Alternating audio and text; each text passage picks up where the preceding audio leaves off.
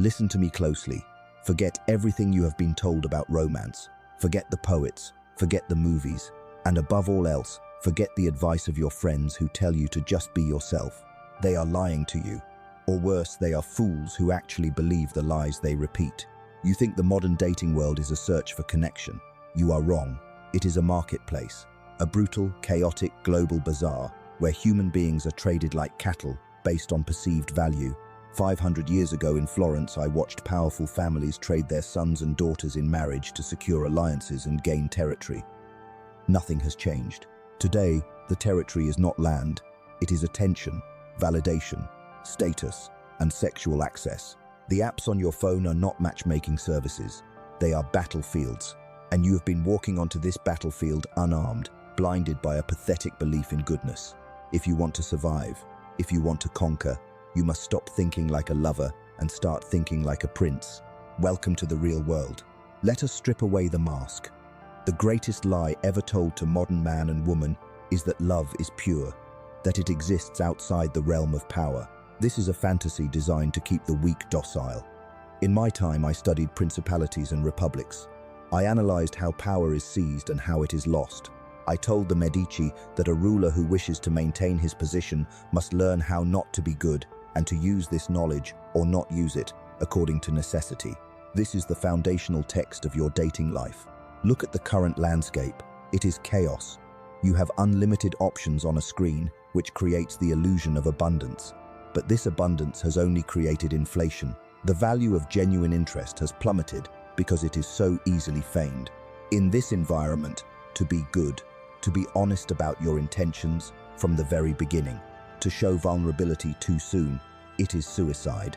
When you reveal your full hand, when you show your desperate desire for connection, you are handing your power to the other person. You are telling them that they are the prize.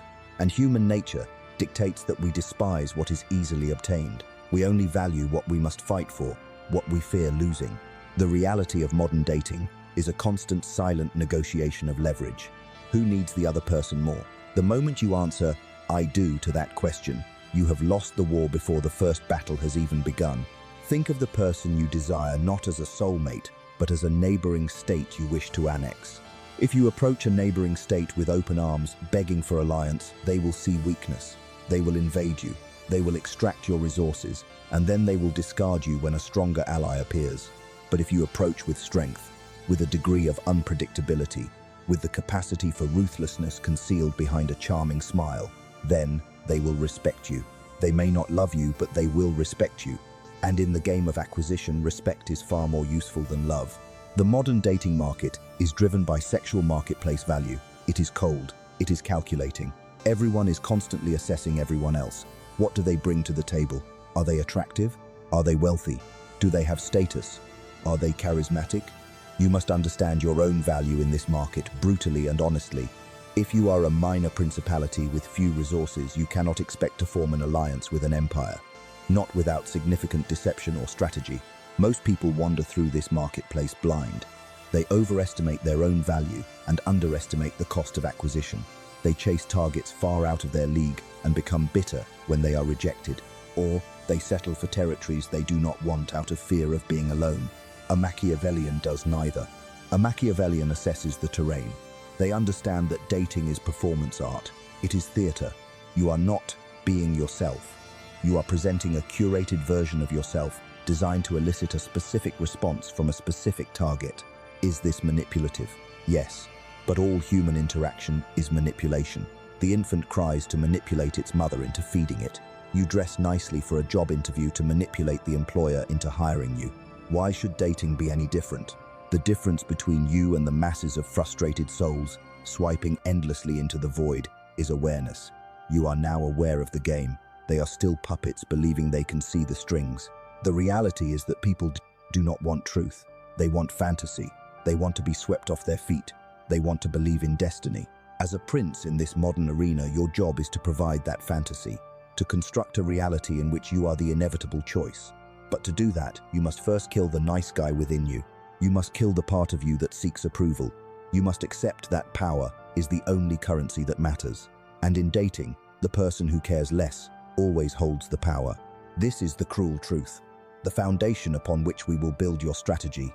Now that you understand the battlefield, we must look at the soldiers. We must understand the pathetic predictability of the human heart. Let us consult the text.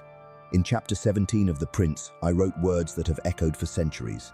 I said of mankind that they are ungrateful, fickle, false, cowardly, and covetous. You might find this cynical. You might think I was a bitter old man. But look at your phone. Look at your last failed relationship. Look at the person who left you on red for 3 days, only to text you at midnight when they were lonely. Was I wrong? Or was I describing the exact behavior of the modern data? To succeed in this arena, you must accept this definition of human nature. If you build your strategy on the assumption that people are inherently loyal, or that they will appreciate your kindness, you are building a castle on a swamp. It will sink. The first flaw of the modern lover is the expectation of gratitude. You think that because you treat someone well, because you buy them dinner, because you listen to their problems, that they owe you affection in return. This is a transactional view of love that fails because it ignores the fickleness of the human heart. People do not love you for what you do for them. In fact, if you do too much for them, they will often resent you. They will see your kindness as a form of manipulation, or worse, they will see it as weakness. If you are always available, if you are always agreeable, if you never assert your own needs, you become a utility, you become furniture, and nobody falls in love with furniture. We covet what we cannot easily possess. This is the engine of desire. The fickle nature of humanity means that their feelings are as changeable as the wind. A promise made in the heat of passion is meaningless the moment that passion cools. Yet you base your entire emotional stability on these fleeting promises. You believe them when they say they will never leave. You believe them when they say you are the only one. And when they inevitably drift away, when their eye catches a shinier object, you are devastated. You ask yourself what you did wrong. You did nothing wrong, except trust in the stability of a creature that is by nature unstable. The modern dating scene is fueled by this instability. It is designed to amplify it. The endless scrolling, the constant dopamine hits of new matches. It trains the brain to always look for the next best thing. This brings us to the concept of hypergamy and the illusion of the upgrade. In my time, a peasant knew they would marry a peasant. A noble knew they would marry a noble. The hierarchy was fixed. Today, the hierarchy is fluid and invisible, but it is just as rigid. Everyone believes they deserve a prince or a princess. Mediocre people with nothing to offer demand excellence in a partner. They are driven by a delusion of grandeur, fed by social media filters and validation from strangers. They are cowardly. Notice how people end relationships today. Do they look you in the eye and tell you the truth? Do they explain that their feelings have changed? No, they ghost. They vanish into the digital ether. They block you. They slowly fade away. This is not cruelty. It is cowardice. They fear confrontation. They fear the awkwardness of honesty. They want to preserve their own self-image as a good person, so they avoid the act of breaking up entirely. You must expect this. You must anticipate it. And you must understand that people judge by appearances. I wrote that everyone sees what you appear to be, few experience what you really are. This is more true on Instagram than it ever was in the courts of Italy. Your profile is your propaganda. It is your statue in the town square. If you are honest about your flaws on your profile, you are a fool. You are marketing a product. If Apple marketed an iPhone by listing all the bugs and battery issues, nobody would buy it. They sell the dream. They sell the sleek design. In dating, you are the product. You must curate your appearance to project high value. This does not mean you lie about who you are. It means you control the narrative. You highlight your strengths and you obscure your weaknesses until you have secured the alliance. Once they are invested, once they are in love, then they will forgive your flaws. But they will never fall in love with your flaws first. Let us speak of the nice guy and the good girl syndrome. Why do they always lose? Why does the brooding, chaotic, unreliable partner always win the heart? Because the human mind is addicted to variance. We are addicted to the unpredictable. A relationship that is perfectly stable, perfectly safe, and perfectly predictable is boring. And boredom is the death of desire. When you are nice, you are predictable. You offer no challenge. There is no tension. The bad partner offers a roller coaster, high highs and low lows. They create anxiety. And in the confused wiring of the human brain, anxiety is often mistaken for passion. When you are unsure if they will call you thinking about them constantly, you are analyzing their texts. You are obsessed. and texts when you know for a fact they will call you. Do not think about them at all. You take them for granted. This is why I said it is safer to be feared than loved. Translating this to romance, I do not mean you should terrorize your partner. I mean you must command respect. You must have boundaries that you are willing to enforce. You must be willing to walk away. The fear of losing you must be greater than the comfort of having you. If they know that no matter how badly they treat you, you will stay, then they have no incentive to treat you well. You have removed the cost of bad behavior. You must be willing to withdraw your attention. You must be distinct. Most people are terrified of this. They think that if they withdraw, the other person will forget them. They cling tighter. They double text. They suffocate the spark. They do not understand the power of absence. Absence makes the heart grow fonder, not because of magic, but because it creates space for imagination. When you are not there, they project their fantasies onto you. They wonder what you are doing. They wonder who you are with. They begin to create a version of you in their mind that is far more perfect than the reality. When you are always there, you are just a person. When you are absent, you become a mystery. This is the nature of the beast you are trying to tame. It is a creature that wants what it cannot have, that disrespects what is given freely, that chases what retreats. To win, you must stop trying to be the person they say they want. They say they want kindness. They say they want stability. They say they want honesty. Ignore their words. Look at their actions. Look at who they actually date. Look at who they actually cry over. They want the fox. They want the lion. They want the prince who has options but chooses them for a moment. They want to feel that they have won a prize, not that they have been handed a participation trophy. You must become that prize. But to do that, you must master your own emotions first. You cannot play this game if you are a slave to your own desperate need for validation. You must be cold. You must be analytical. You must look at your crush, not as an idol to be worshipped, but as a puzzle to be solved, a system to be hacked. We have stripped away the lies. We have seen the ugly truth of what drives human attraction. Now, we must arm you. We must give you the weapons of the fox and the strength of the lion. We must teach you specific tactics to exploit these psychological flaws. In chapter 18 of The Prince, I wrote that there are two ways of fighting, one by law and one by force. The first is natural to men and the second to beasts. But because the first is often insufficient, one must have recourse to the second. A prince must know how to use both the beast and the man. He must be a centaur. And among the beasts, he must choose the fox and the lion. The lion cannot defend himself against traps, and the fox cannot defend himself against wolves. Therefore, one must be a fox to recognize traps and a lion to frighten wolves. Those who wish only to be lions are fools. In the modern dating world, the lion represents your status, your looks, your money, your overt confidence. It is the brute force of attraction. The fox represents your game, your wit, your timing, your psychological manipulation. Most men try to be only lions. They flash their watches. They brag about their jobs. They try to dominate the conversation. They are loud. And they are easily trapped by a clever partner who extracts their resources and leaves them empty-handed. Most nice guys try to be neither. They are sheep, and sheep get slaughtered. You must master the balance. Let us begin with the tactics of the fox, the art of deception and timing. The first rule of the fox is unpredictability. I have told you that consistency is boring, but it is worse than boring. It is information. When you are consistent, you give your enemy your schedule. You tell them exactly when you are available. You tell them exactly how much you care. You remove all mystery. In the early stages of courtship, you must never be fully predictable. This is not a game of hard to get. It is a game of impossible to know. Use the tactic of intermittent reinforcement. This is the most powerful psychological tool in existence. It is what makes gambling addictive. If a slot machine paid out every single time you pulled the lever, you would get bored. If it never paid out, you would walk away. But because it pays out sometimes, because you never know if the next pull will be a win, you become addicted. You keep pulling the lever. You must become the slot machine. Do not text back instantly every time. Sometimes text back in 5 minutes. Sometimes wait 5 hours. Sometimes wait until the next morning. Do not always be available for a date on Friday night. Sometimes you are busy. Even if you are just sitting at home reading a book, you are busy. You are unavailable. This creates a dopamine loop in their brain. When they see your name pop up on their screen, it becomes a reward, a chemical spike.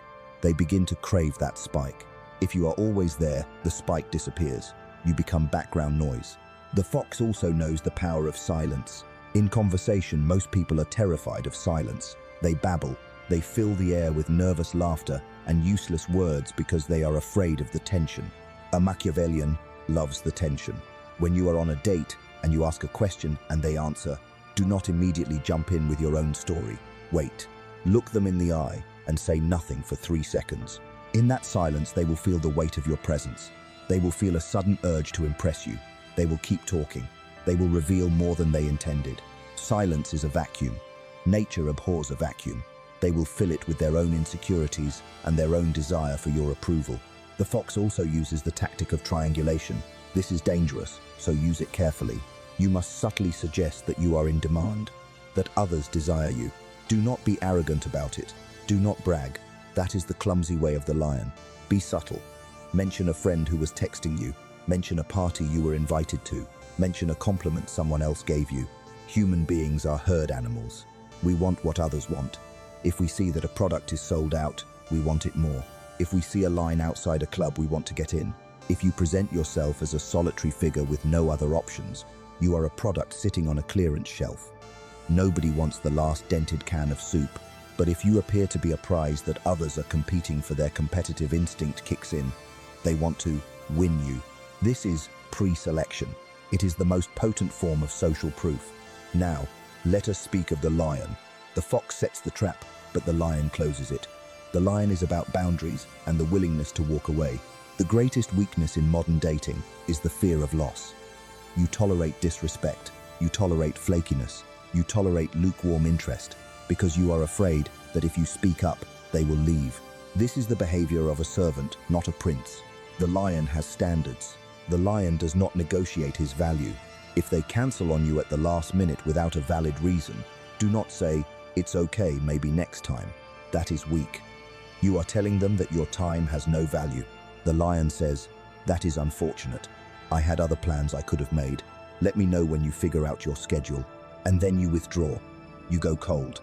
You do not chase. A lion never chases a gazelle that has run too far. It saves its energy for the next hunt. When you withdraw, you flip the script. You force them to come to you. If they do not come to you, then they were never yours to begin with. And a Machiavellian does not waste time on lost causes.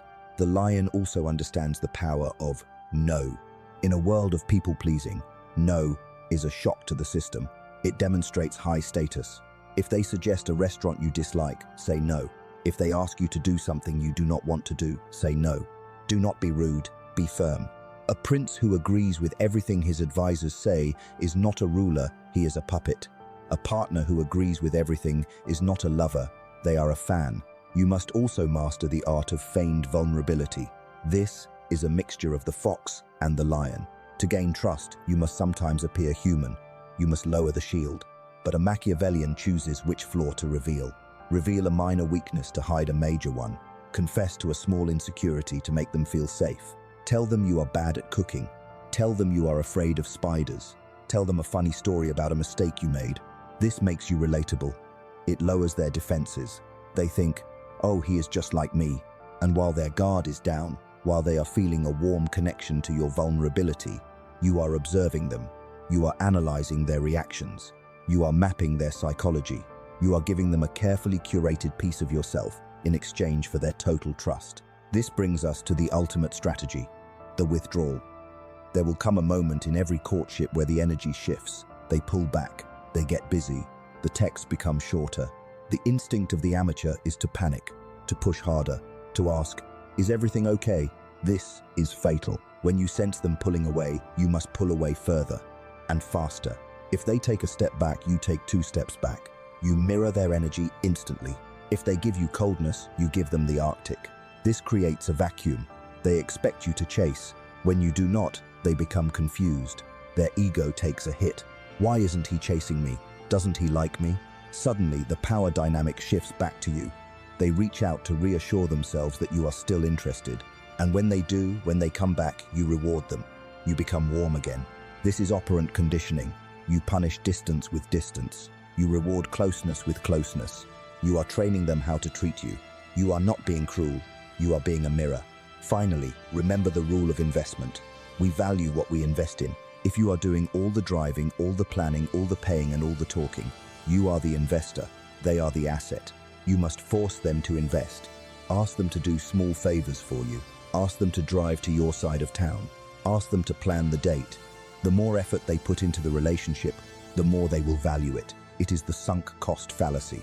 If they have invested time and energy and emotion into you, they cannot walk away easily. They have too much skin in the game. Make them invest. Make them work for your attention. Do not give the crown to someone who has not fought for the kingdom. The fox notices the traps. The lion commands respect. Together they are unstoppable. But all of this strategy is useless if you do not understand the final goal, the sovereignty. We arrive now at the summit, the point of highest elevation where the air is thin and only the strongest can breathe. You have learned the reality of the marketplace. You have studied the fickle nature of the human heart. You have armed yourself with the cunning of the fox and the strength of the lion. But there is one final lesson, the most important lesson of all, the lesson of sovereignty. Why do you seek a partner? Why do you play these games? Why do you endure the chaos of modern dating? If your answer is that you are lonely, then you have already lost. A prince who seeks an alliance because he is weak is not seeking a partner, he is seeking a savior. And in the brutal politics of life, saviors do not exist, only conquerors and the conquered. The ultimate goal of the Machiavellian strategy is not to manipulate others into loving you. It is to build an empire of the self, so magnificent that others beg to be a part of it. This is what I call sovereignty. To be sovereign means to be a state unto yourself, complete, independent, self-sustaining. In The Prince, I warned that a ruler should never rely on mercenaries or auxiliary forces. He must rely on his own arms. If he relies on others, he is weak, because if they leave him, he is defenseless. In dating, your mercenaries are external validation. If you need a text back to feel good about your day, you are relying on mercenaries. If you need a compliment to feel attractive, you are relying on mercenaries. If you need a relationship to feel worthy, you are a state waiting to be invaded. The sovereign does not need, the sovereign chooses. This is a subtle but earth-shattering difference. When you need someone, you are a beggar. You emit the stench of desperation. And as we have discussed, human nature is repulsed by desperation. When you choose someone, you are a king bestowing a favor. You are saying, I have a kingdom. It is rich, it is thriving, and I am choosing to let you visit. This shift in mindset changes everything. It changes your posture. It changes your voice. It changes the way you look at a phone screen. Suddenly, rejection is no longer a tragedy. It is merely data. If a neighboring state refuses your alliance, you do not cry. You do not beg. You simply look at the map and say, very well, their loss. I will trade with another. This creates an aura of abundance, an energy that screams, I am the prize. And make no mistake, in the modern world, the person with the strongest reality wins. If your reality is, I am lonely, please love me, they will feel it. They will run.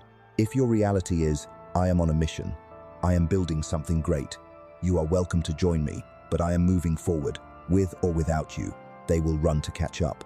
This is the concept of virtue. Virtue is not moral goodness. It is prowess. It is capability. It is the drive to impose your will upon fortune. A man or woman with virtue has a purpose higher than romance. They have a mission, and nothing, absolutely nothing, is more attractive than a person consumed by a purpose. When you prioritize your mission over your dating life, you paradoxically improve your dating life. You become scarce. You become valuable. You become a challenge. The partner who sits around waiting for a date is boring. The partner who has to squeeze a date in between building a business, hitting the gym, and mastering a skill is a catch. Your time becomes a commodity, and commodities are valued by their scarcity. So the final strategy is not about them, it is about you. Build your garden, plant your own flowers, build your own walls. Do not chase butterflies. If you build a beautiful garden, the butterflies will come to you. And if they do not come, you still have a beautiful garden. This is the only way to be invulnerable. If you build your happiness on the foundation of another person's feelings, you are building on sand. A storm will come, the winds of emotion will change, and your house will fall. But if you build your happiness on your own achievements, on your own discipline, on your own self-respect, then you are building on rock. Let them play their games. Let them ghost. Let them test you. You are the rock. You remain unmoved. When they see that you cannot be shaken, when they see that you do not crumble, when they pull away, they will return. They will realize that you are the only stable thing in their chaotic lives. They will fear losing you because they know you do not fear losing them. This is the ultimate power, the power to walk away. If you are willing to walk away from any negotiation, you hold all the leverage. If you are willing to walk away from any relationship, you hold all the respect. Do not be afraid of solitude. Solitude is the forge where princes are made. Embrace it. Use it. When you are alone, do not wallow. Sharpen your mind. Strengthen your body. Accumulate resources. Become so formidable that when you do step back into the arena, you are not competing. You are dominating. The modern world tells you that love is surrender. That is a lie of the weak. Love is a conquest. It is the conquest of two sovereign states agreeing to unite for mutual benefit. Example, but never forget, you are the ruler of your state first. Protect your borders, guard your treasury, and never let a foreign power dictate your internal policy. You have the map, you have the weapons, the rest is up to your will. Will you be a victim of the modern age, swiping endlessly in search of a crumb of affection? Or will you be a prince selecting only the finest alliances for your empire? The choice is yours. But remember, the world does not care about your feelings. It cares about your power. Seize it. This is Machiavelli. If you wish to learn more about the art of power, if you wish to join the few who see the strings rather than the puppets, then subscribe. Join the legion. Build your empire. I will be watching.